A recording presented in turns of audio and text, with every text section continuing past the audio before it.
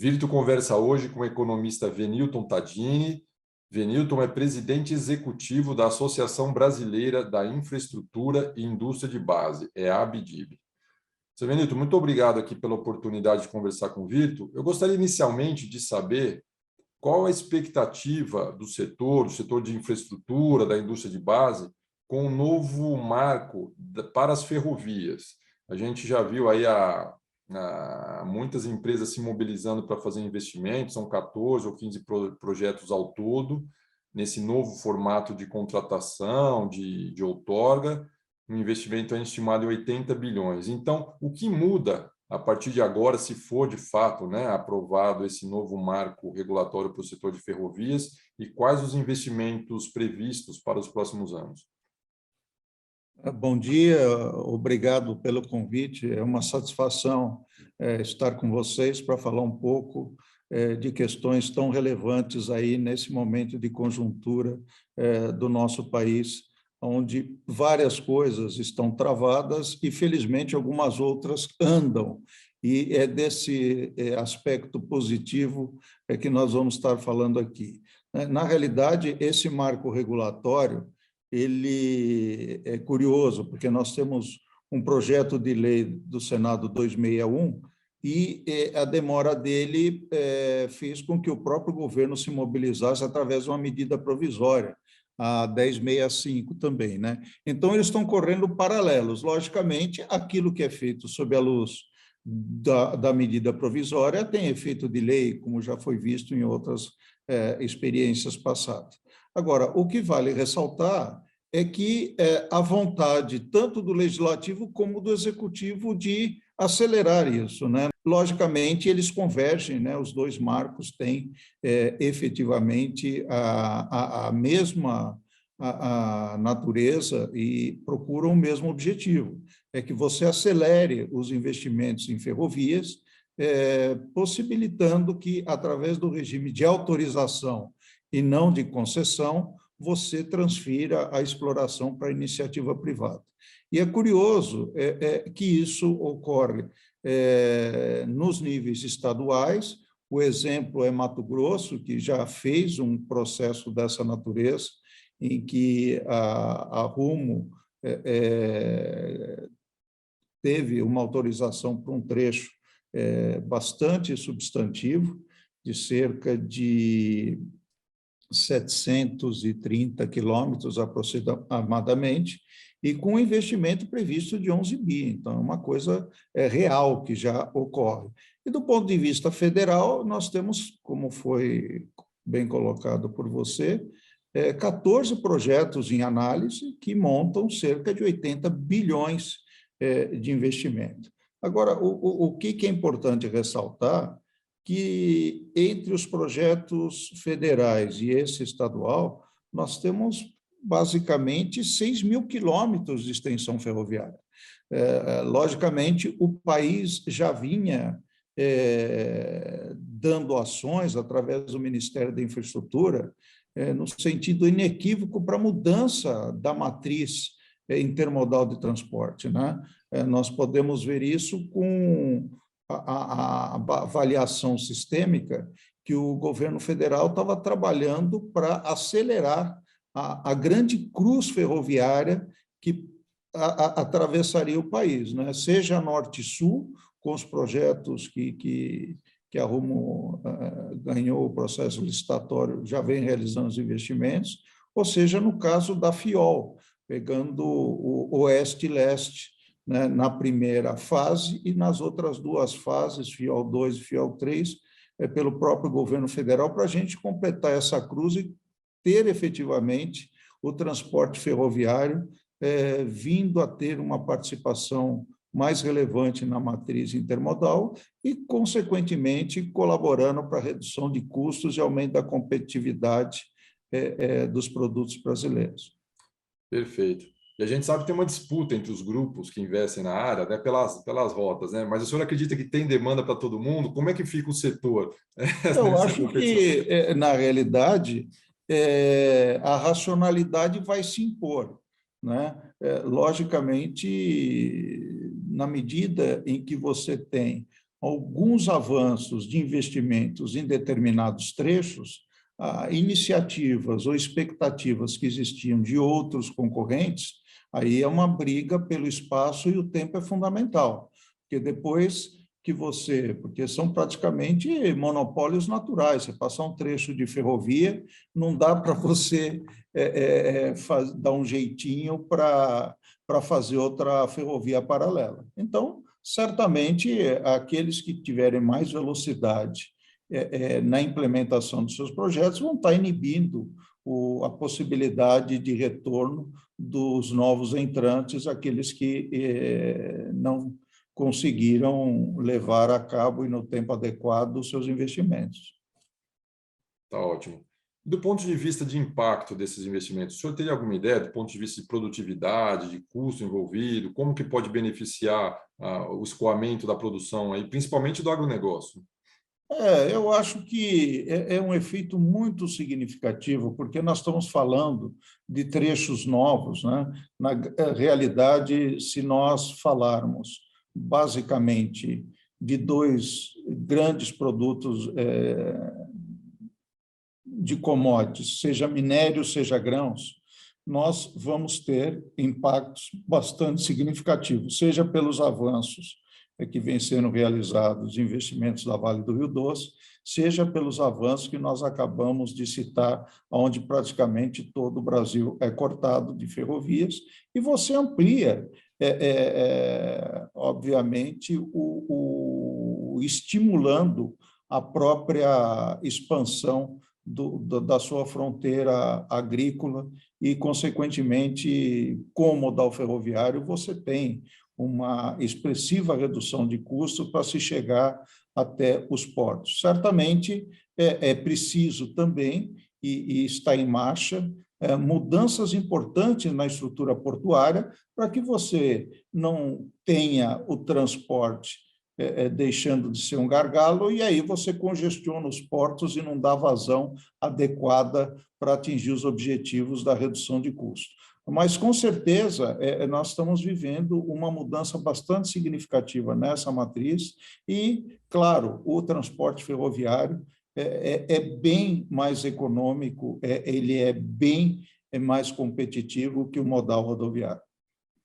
Perfeito. E o senhor falou aí da agenda positiva. Tem outros marcos em discussão, já foi aprovado recentemente o marco do saneamento, o marco do gás também. Como o Exato. setor aí de infraestrutura, de indústria de base, está vendo essa movimentação? A agenda aí de investimentos vai começar realmente a decolar, o senhor acredita? Ou tem aí uma preocupação com a questão de financiamento, a condição dos mercados externos já não tão favoráveis? Como o senhor vê isso aí? Tem esses fatores de risco de um lado, mas também as leis mais favoráveis de um outro. Como é que fica o resultado final disso? Exatamente. Do ponto de vista de avanços de natureza regulatória, realmente eu diria para você que, seja o ano passado e o que está ocorrendo nesse ano, o país avançou significativamente, né? Você aprovou uma nova lei de falências, uma nova lei de licitações que também impacta a infraestrutura na parte de grandes investimentos, construção e tudo mais. A aprovação, como você bem colocou, do novo marco regulatório de saneamento, que é um setor onde o país vive um atraso significativo, em que você tem praticamente 50% do país estava sem coleta e tratamento de esgoto adequada, está procurando fazer a universalização do serviço, colocando metas de atendimento. E também é importante ressaltar que ele estabelece regras para abrir o segmento para a iniciativa privada, na medida que aqueles que hoje detêm contratos de programas têm que mostrar que têm capacidade econômico-financeira para atingir os objetivos da universalização previsto na lei. A própria regulamentação da lei também foi muito bem feita, está sendo bem vista com o setor, e nós temos avançado significativamente. Vide os exemplos do Rio de Janeiro, né, da SEDAI, do próprio Alagoas, Amapá, estamos vendo agora o Rio Grande do Sul, a própria Porto Alegre, e assim por diante. Nós estamos vendo realmente um avanço significativo nesse segmento. O mesmo tem ocorrido no que diz respeito ao novo marco regulatório do gás, né? Por problemas de natureza financeira que a Petrobras atravessou, ela precisou desverticalizar e concentrar no seu core business de exploração e produção, e já transferiu para a iniciativa privada algumas transportadoras de gás, e agora está se discutindo a questão da distribuição do gás. Isso vai permitir um aumento da competição no setor e, certamente, é fundamental essa regulação do gás para que nós tenhamos, na base de utilização térmica, que nesses períodos de crise hídrica são fundamentais para serem acionadas, que a gente saia da base de óleo para a base de térmicas a gás, que tem custo bem menores do que o óleo. Sim. Além do fato do ponto de vista de emissão de carbono, é muito mais vantajoso para a sociedade. Temos ainda em andamento a mudança no marco ferroviário que acabamos de falar. Temos também na parte do setor elétrico, onde se explora bastante não só as fontes alternativas, como também a geração distribuída, que vai ser um impacto grande também do ponto de vista da competitividade. Isso vai permitir que a gente, articulando o do setor elétrico com o do gás, que a gente tenha mais o insumo gás na base térmica do país. E, do ponto de vista de rodovias, o país provavelmente tem o maior programa de concessões do mundo, né? Hoje nós temos, só para falar do governo federal, 15% da malha pavimentada já transferida à iniciativa privada. A ideia é chegarmos a 30%. Com certeza, essa quilometragem você não tem precedente privado no mundo, né? E o país sabe já estruturar projetos, tem condições efetivas de fazer um bom programa com prioridades e racionalidades para essa malha rodoviária também. Então, isso se junta à questão de portos, junta também a própria aceleração na transferência para aeroportos. Inclusive, temos aí já o sinal de 2 importantes aeroportos, como Congonhas e o do Rio de Janeiro, que deverão ser transferidos também à iniciativa privada. Enfim, a gente está avançando significativamente. Agora, quais são as preocupações, né, e com que devemos, nesse momento, nos preocupar?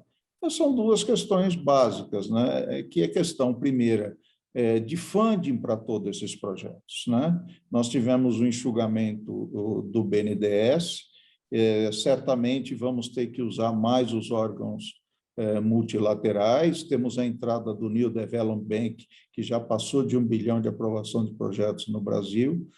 Temos fortalecimento via mercado de capitais da debênture de infraestrutura incentivado, e também o projeto de lei que hoje está no Senado, já foi aprovado pela Câmara, da debênture de infraestrutura, para acessar os investidores institucionais, porque a debênture incentivada pega basicamente pessoa física. Então, nós precisamos acessar mais o mercado de capitais via investidor institucional, ao mesmo tempo que precisamos também utilizar mais de recursos internacionais, que foi pouco utilizado no ciclo anterior de infraestrutura, que ficou centrado basicamente no BNDES. E aí a questão do risco cambial é fundamental, se encontrar mecanismos adequados para dar essa proteção. E, logicamente, se a gente tem toda uma regulação que avançou, está tendo a preocupação com a estruturação de funding, disponibilidade de recursos, resta a questão da segurança jurídica, né? Como você bem colocou. E segurança jurídica, infelizmente, não bastam ter boas leis, né? Porque uma das questões que nos preocupa bastante hoje é a ação direta de inconstitucionalidade, que teve um parecer do ministro Dias Toffoli, acompanhado pelo Alexandre de Moraes, que coloca em xeque todas as transferências de concessões que foram realizadas nos últimos 20 e tantos anos sem licitação.